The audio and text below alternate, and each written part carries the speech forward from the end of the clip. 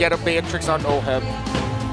Please. If we're not seeing the Lancelot on Carl TZ this series, then at least the Beatrix give us that. Beatrix for OHEB. Beatrix to Rizla. Yeah. Yeah, Terizla.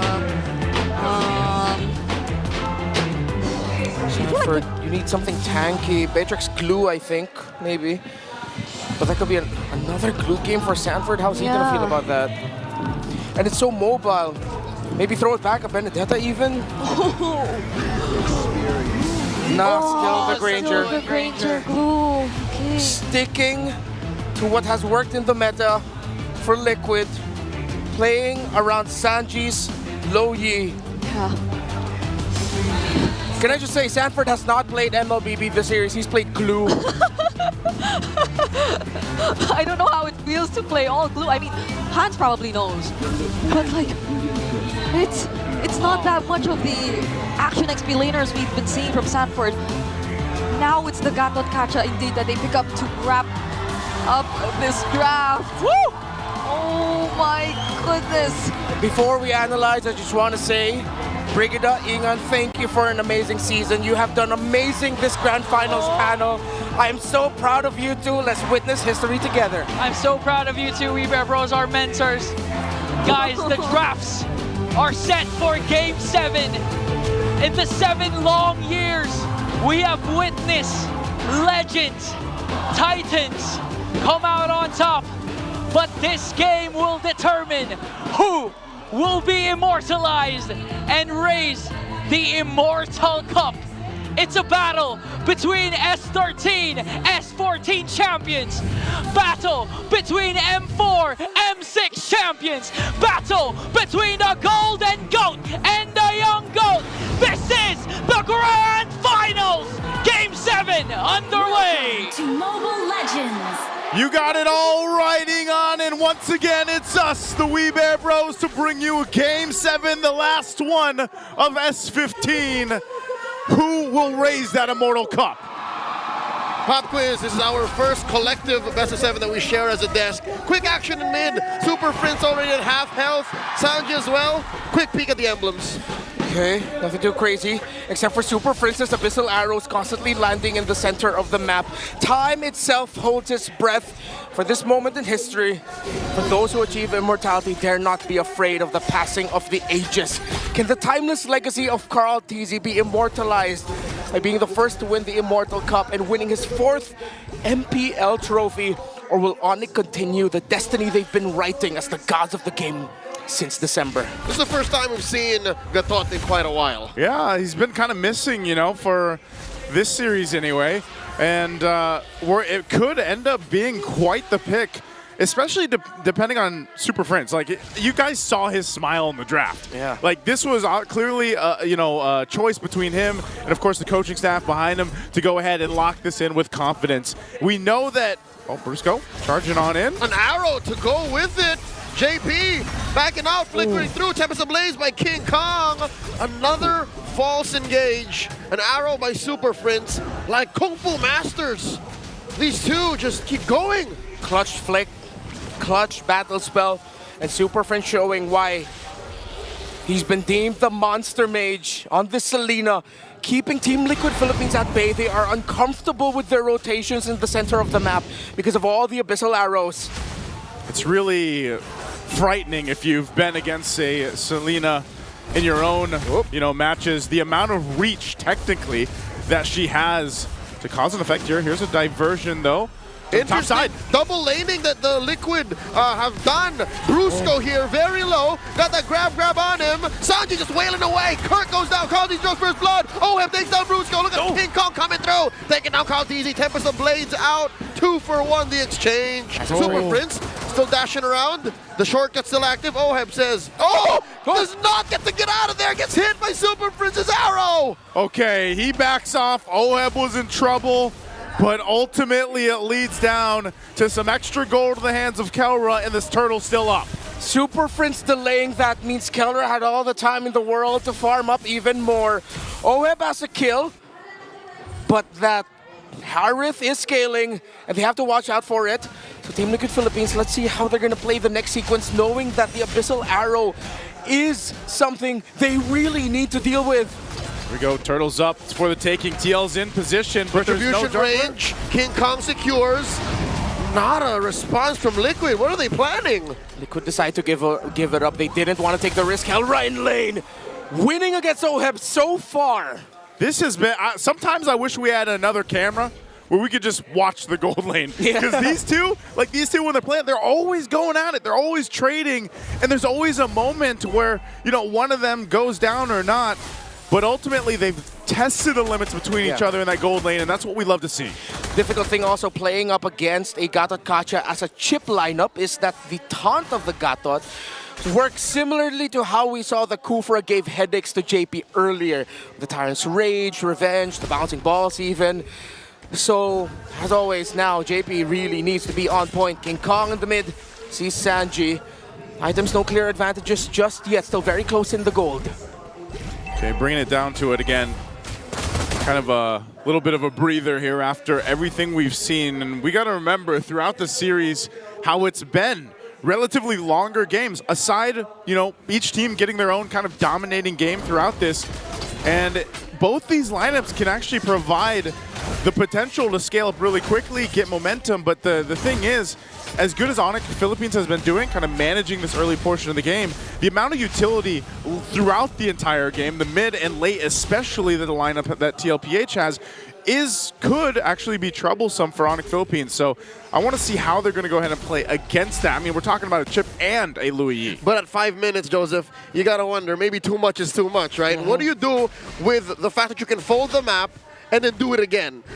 Really, there's not much output from OHEB yet or Carl Teasy. They do spot Kirk, force him out of that brush, and then they just do it again. They jockey for position. Turtle spawning in about 5. Center of the map, Sanji blown up. Super Frizz took a lot of damage as well, though. Gold lane left relatively undisturbed. If Liquid lose this big time, it will be massive, considering they're up against a Harith. So this might be the play. Send Chip with the Granger. So if Liquid lose this, they can instantly shortcut down to the bottom lane. You can see what's happening here. Yeah, you're playing around the Chip right now. They're going to put pressure here on the bottom side. Kelra knows it. But Conceal's going to be used from JP. Are they going to go? Flickers in with the shortcut. The Summon Force drop. Kelra goes in, dashes through, gets taken out by Sanji. And they split out. The diversion to the exit. A feint. King Kong and Super Frizz unbothered. OHEB pushes. The turtle here started up by ONIC. JP can spot him. But how do they get back in? Liquid looks very good for them. All ONIC, though, in full control still. Carl Teasy cannot get close enough. Could be 100% turtles here for ONIC. That seems to be the case, as it's only Sanford looking for a grab. Dashing through and around the remaining members of the Super Fam. Grabs one, the AOG, the answer by Brusco. Sanford, let's go. Kirk very low. Zaman forced by Kelra. Tempest blazes the back line. King Kong. Oh, arrow! The arrow's going to land on OHEB, and OHEB have to flicker out. The fight's still going to be able to break out, and Carl Teasy looking for the damage here. Mr. 2K finds the Filipino Savage. OHEB. Down goes Brusco. Kirk as well. Double kill for Kiel 1. OHEB and Carl Teasy coming up big time. The Monster Mage almost dashed the hopes of Liquid there. But Liquid held on. The man who they'll name awards after one day is hell-bent on adding immortality to his own. Damn straight. There's already a world champion named after him. Oh man, it's just in a matter of that exchange, you get a nice lead for TLPH. They can now build on this. Yes, they lost the Turtles, the objectives at first, but that shows that their fighting prowess is playing around that utility, is playing around punishing ONIC Philippines if they're not able to take care of who they need to. And right now, a lot of the times, that's Kelra. He's got to be able to stay alive and farm up on this Herod. And slowly but surely, I think I see the mad genius behind Coach RC's draft, behind Liquid's plans here. They want to rope a dope, not just in team fights, but across the map. Takes 10 damn hours to fly to Riyadh from the Philippines. If you can shorten travel time within the Land of Dawn in the best of 7 grand finals, you take that. They're already thinking about the flight. We want to rotate the map, we do it quicker. They've been there too. If only we had portals in real life, you know? I wish. And shortcuts that we could just drop down. We'd still end up in the economy version though. Hey, I'll take that over just actually traveling. But going back to the game right now, it's still nothing too devastating for ONIC Philippines. It's a 2,000 gold deficit. The Lord is coming up. They have somewhat control. I mean, at least they got the one turret down on the top side. Blitz. But it's TLPH just blitzing the Lord here. It's holding at half health. Oh, their only opens if King Kong dashes in, looking for that angle. Well, TT with the retribution. Down goes Brusco. It's looking ugly for ONIC. They know that that's the truth of the situation. They back off. King Kong was blocked by JP. The overtime, the crash course by the chip stopped him from being in retribution range. Remember the fact hanging over ONIC's heads. JP has never lost to ONIC Philippines in the grand finals of MPL PH. To add to that, Carl Teasy, Liquid as a whole is leading in Lord takes. Lord control through the roof. And now they're gonna steal away King Kong's purple. They're taking everything here. Just in what I thought wasn't too bad of a situation for ONIC Philippines based off everything that Lord and everything they're taking in the jungle. ONIC Philippines is going to find themselves with their backs against the wall at this point, under the 10-minute mark already. And we've seen this earlier in the series. They're going to have to go ahead and buckle in and get ready to just buy time here. This Lord is making its way. They're going to have to deal with it. Yeah. King Kong took some of that damage. The shield's going to pop and clear out the Lord here, but they're going to lose some of the tier 2 turrets. Carl actually forced the Tempest of Blades out. Oh, entry by Brusco! Through an arrow, AOG clocked in. Down goes Brusco. A grab from Sanford. Goes off of cooldown in just a wee bit. Another holy defense pop. Costly play by Team Liquid. This means that they have a chance of actually starting to break inhibitor turrets. The window is starting to close for the gods of the game as the cavalry is inching ever closer to climbing Olympus and reclaiming what was once theirs. TLPH, 2 shields down of ONIC Philippines' base, just eyes them out just outside of the walls. They've got not much else to take except maybe that shield up top, but they might just have to reset. Again, TLPH knowing they have to take the discipline route. As stampede as they can be, they still have to respect what ONIC Philippines can do, but look at the disparity in the items here.